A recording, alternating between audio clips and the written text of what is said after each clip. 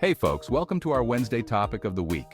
This week we're diving into the essentials of building your first compost pile. Whether you're a seasoned gardener or just starting out, a compost pile is the cornerstone of a healthy, thriving garden. Let's break it down. Let's pick the perfect spot for your compost pile. Think of it as finding a cozy home for your future garden gold.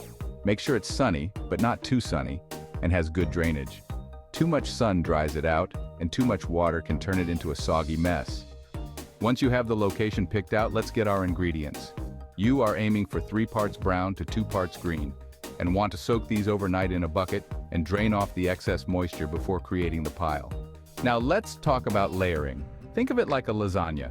Start with a nice layer of wood chips, then greens like kitchen scraps and grass clippings for nitrogen.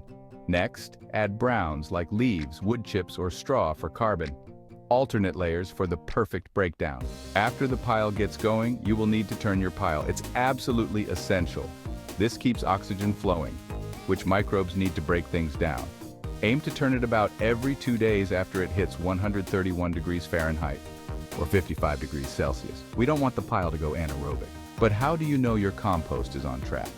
Look for the pile to maintain temperatures above 131 degrees until all the material has made it into the center of the pile, or at least 3 turns.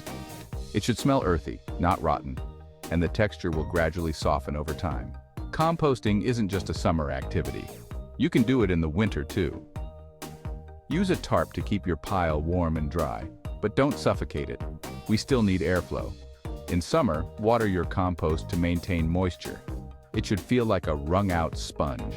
Want faster compost? You can sprinkle in some finished compost or worm castings throughout the pile to jumpstart microbial activity.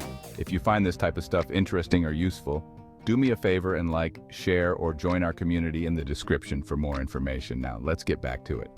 Once your compost has reduced in size, no longer holds 131 degrees Fahrenheit or 55 degrees Celsius, is dark, crumbly, and smells earthy, it's ready to use.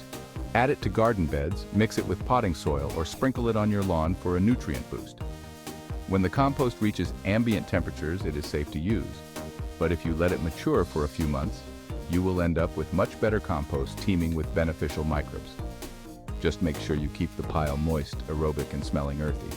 Building a compost pile is easy, full of life, and a great way to reduce waste while boosting your garden's health.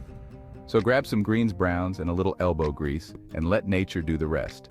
Thanks for watching, and we'll see you next week.